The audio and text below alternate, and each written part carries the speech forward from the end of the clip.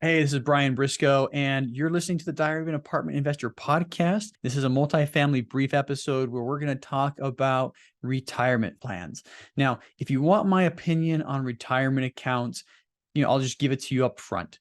It's your money. You might as well be the one making the decisions on how it's invested. About a week ago, we recorded a full hour webinar with Parker Purcell. He's with the EQRP company. If you're interested in a deep dive on the subject, go to the YouTube channel, check that out. You'll be able to see a little more information than I'm going to give today in 10 minutes. All right. We talked about a lot more in that full hour than I can possibly talk about in 10 minutes, even if I talk really, really fast, but I'm not going to do that too. Anyway, where the retirement industry is today, large companies have basically monopolized the retirement plan industry. You got companies like Fidelity, you got companies like Vanguard, big investment companies who are providing 401k solutions for employers.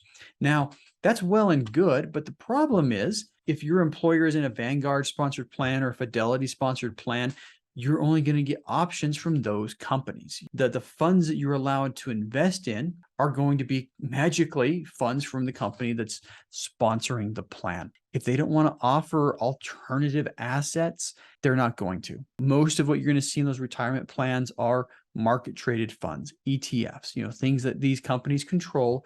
And oh, by the way, they're going to get paid a management fee for managing more and more assets. So it's basically, this loop or this circle where they get bigger and bigger and they make more and more money by offering these plans. Not the best thing for the consumer. All right.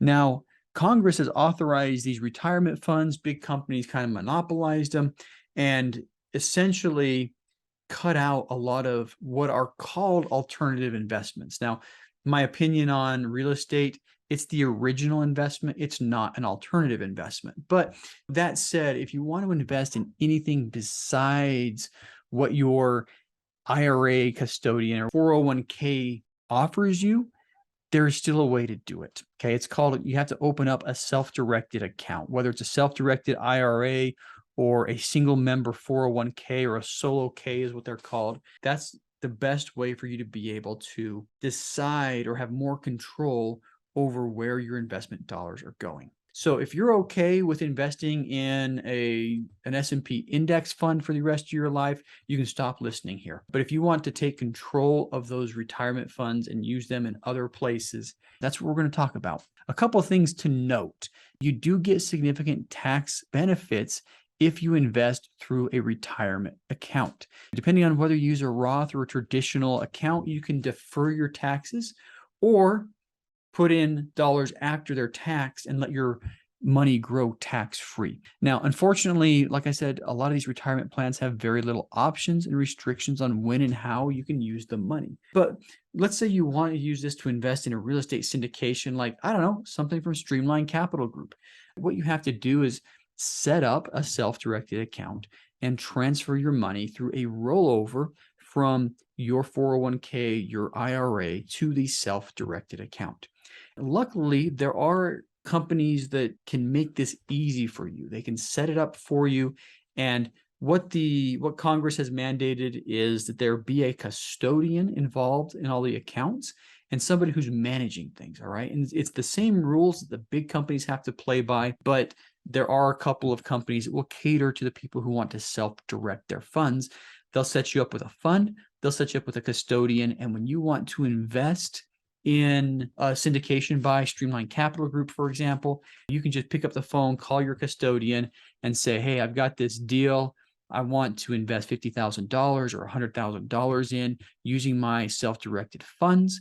What do you need from me? And they'll probably ask you for the private placement memorandum, the operating agreement, the subscription agreement, and maybe some other documents, depending on what their requirements are for documentation. The point is, once you have the self-directed fund set up, you're a phone call away from being able to invest in just about anything you want. Now, there are some restrictions on it. I'll save that for your call with the companies that set these up, but for the most part, you can invest where it makes sense, places you'd want to invest your personal dollars anyway. Now, a couple of things about it when you're on the receiving ends of funds. Every once in a while, you have to work with some of the custodians to be able to get the money transferred on time. That's really not that big of a deal. It's marginally more difficult than working with individual investors. But once again, it's a very good idea to understand the process. Now, something else that I'll say, there are some differences between a self-directed IRA and a solo 401k, especially when it comes to investing in real estate. If you want to be able to invest in real estate or any asset where they take a loan out as part of the investment, then if you qualify for a solo 401k, you want to be in a solo 401k. One thing that one of the downsides to investing in real estate through the SDIRA is there's a UDFI. It's unrelated debt financed income tax, UDFI tax. So basically, if we walk into a property and put 70% leverage on it, debt finance 70% of the purchase price, your SDIRA will be taxed on 70% of the gains. It is a tax sheltered entity to begin with, but there are still some tax. A lot of people call it UBIT, but I think more precise, it's the UDFI, the unrelated debt financing income. Anyway, I probably screwed that up. If you invest through the solo 401k, for some reason, the way the laws are set up is there is no UDFI taxes. It is a little more user-friendly to set up a solo 401k if the intent is to invest into real estate or anything where you're going to put debt on it. All right. So really, the process once you have it is you do have to go through your custodian to be able to invest in properties. And when you fill out the documents, and this is going to come into play for a lot of people, when you fill out the documents for the investment, instead of putting your name on the investment documents, you're going to put the name of the entity involved with the self-directed IRA. And instead of putting your social security number, you're going to have to put the EIN number, the employment ID number on the documents. And typically there's a different place for you to fill that out. What you'll have to do prior to investing is talk with your custodian and ask them what information they want you to put on the forms, or whether or not they're going to fill out the forms for you and return it. Some very minor differences to how you invest with your solo K or with your SDIRA. It's really the same that you would use if you were investing through a trust or an LLC. Same process. Instead of using your individual tax ID number, aka your social security number, you're going to use the employer identification number from the entity that's set up for the investment.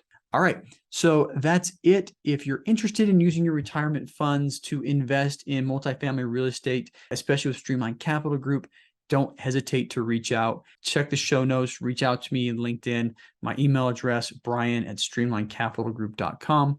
Go ahead and reach out to me. Thanks. Hey, if you like that episode, make sure you hit that subscribe button. But more importantly, if you haven't joined our multifamily educational community, the Tribe of Titans yet, you are missing out. So get yourself 30 days free by clicking the link below in the description, or go to thetribeoftitans.info, and we'll see you there.